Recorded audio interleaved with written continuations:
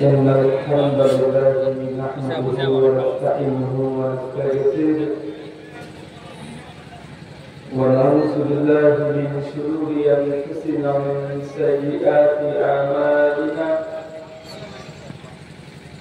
من يهده الله فلا مضل له ومن يضلل فلا هادي له وأشهد أن لا إله إلا الله وحده لا شريك له وأشهد أن محمدا عبده ورسوله أما بعد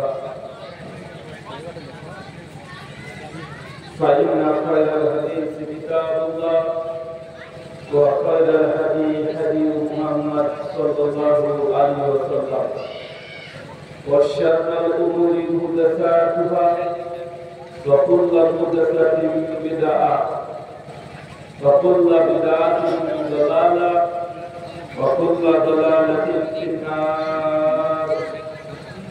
أعوذ بالله السميع العليم من الشيطان الرجيم من همزه ونفخه ونفسه. يا أيها الناس اتقوا ربكم الذي خلقكم من نفس واحدة وخلق منها زوجها وبث منهما رجالا كثيرا ونساء واتقوا الله الذي تساءلون به والأرحام إن الله كان عليكم رقيبا.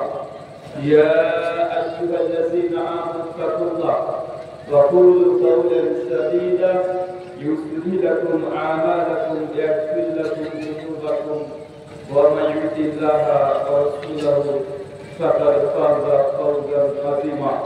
قال رب اشرح لي صدري ويسر لي أمري واحلل عقدة من لساني يفقهوا قولي. ربي زدني علما وزدني فهما. সমস্ত প্রশংসা সেই মহান সত্তা আল্লাহ সুবহানাহু ওয়া তাআলার জন্য, যিনি আমাদের সৃষ্টি করেছেন। শুধু সৃষ্টি করেননি, এই পৃথিবীতে সহস্র কোটি মানবতা সৃষ্টি করার পরেও যিনি আমাদের এই মানব জাতিকে সর্বশ্রেষ্ঠ জাতি, সর্বশ্রেষ্ঠ মানবতা এবং সর্বশ্রেষ্ঠ নবী মুহাম্মদ আরবি সাল্লাল্লাহু আলাইহি ওয়াসাল্লামের উম্মত হিসেবে প্রেরণ করেছেন, সেই মহান সত্তা আল্লাহ সুবহানাহু ওয়া তাআলার সংক্ষিপ্ত শুকরিয়া সুজুদ আদায় করি।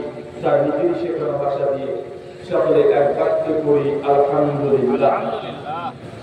ঠাকুর পশ্চিম পাড়া মসজিদের উন্নতি দলটি এবং পরিচালনায় আজ 7 এপ্রিল 2025 সোমবার আপনারা যে আলোচনা সভার আয়োজন করেছিলেন, আল্লাহ সুবহানাহু ওয়া তাআলা আপনাদের এই আলোচনা সভাটিকে কবুল করেছেন এবং আজকের এই আলোচনা সভাটিকে সফল করার জন্য যারা সার্বিক দিক দিয়ে সাহায্য এবং সহযোগিতা করেছেন তাদের প্রত্যেকের নাম স্বতন্ত্রভাবে নিয়ে শুকরিয়া আদায় করা সম্ভব নয়। তারপরে যারা অর্থ, শ্রম, মেধা, বাক্লান্ত পরিশ্রম, দোয়া এবং পরামর্শ দিয়ে সহযোগিতা করেছেন, আল্লাহ সুবহানাহু ওয়া তাআলা তাদের প্রত্যেকের নেক নিয়াত এবং নেক আমলগুলোকে কবুল করে নেওয়ার সকলে করি আমিন। মহান সত্তা আল্লাহ সুবহানাহু ওয়া তাআলার কাছে দোয়া এই প্রার্থনা, আল্লাহ সুবহানাহু ওয়া তাআলা আমরা মানুষ, আমরা কম বেশি ছোট বড় ভুল ত্রুটি বিচ্যুতি গুনাহ পাপ অন্যায় করে থাকি। আজকের এই আলোচনা সভার ওসিলায় আমাদের পেছনের ছোট ছোট গুনাহগুলোকে তুমি ক্ষমা করে দাও সকলে করি আমিন। সম্মানিত ছুটি বা মাগরিব থেকে বিভিন্ন আলোচক যারা পবিত্র কোরআনুল কারীম এবং হাদিসের মুবারাকা থেকে অনেক গুরুত্বপূর্ণ আলোচনা পেশ করেছেন। আজকের এই আলোচনা সভায় আমাকে একটি নির্দিষ্ট বিষয়ে কথা বলার জন্য বলা হয়েছে।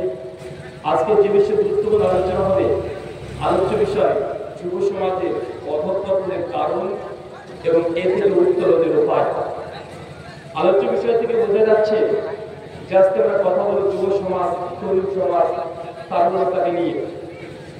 আর এদের সম্বন্ধে আমরা জানি আমরা ধর্ম বর্ণ নির্বিশেষে সকলে স্বীকার করি যে বর্তমান প্রেক্ষাপটে যুব সমাজের যে অধঃপতন, এটা নিয়ে কারো কোনো সন্দেহ বা সংশয় নেই, আছে নাকি কারো?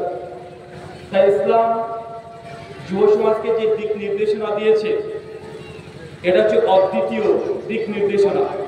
যদিও বাহ্যিক দিক থেকে আজকের এই আলোচনাগুলো যেমন যুব সমাজ তরুণ সমাজকে লক্ষ্য করে আমরা করবো, আমাদের আলোচনাগুলোকে তারা সেভাবে গুরুত্ব দেবে না। কেন?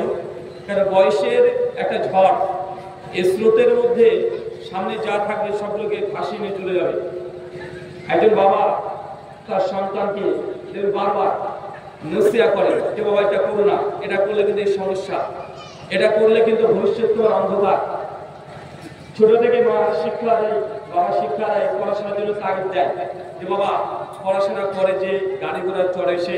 কারণ আপনি যতই প্রবাদ বাক্য বাচ্চা শিশুটাকে বলেন না কেন, ওর মাথাটা ওগুলো ঢোকে না। ওর খেলার টাইমে ঠিকও খেলতে দৌড়িয়ে দিয়ে চলে যায় না? কেন?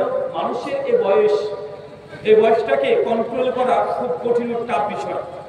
আর এখন যেহেতু 2024 পার করে দিয়ে 2025-এ পড়েছি, আর এখন আন্তর্জাতিক বিশ্ব আমরা যে পজিশনে এখন আছি, এত উন্নত মানের যুগ ইতিপূর্বে পৃথিবী সৃষ্টির পরে থেকে আজ অব্দি হয় নাই।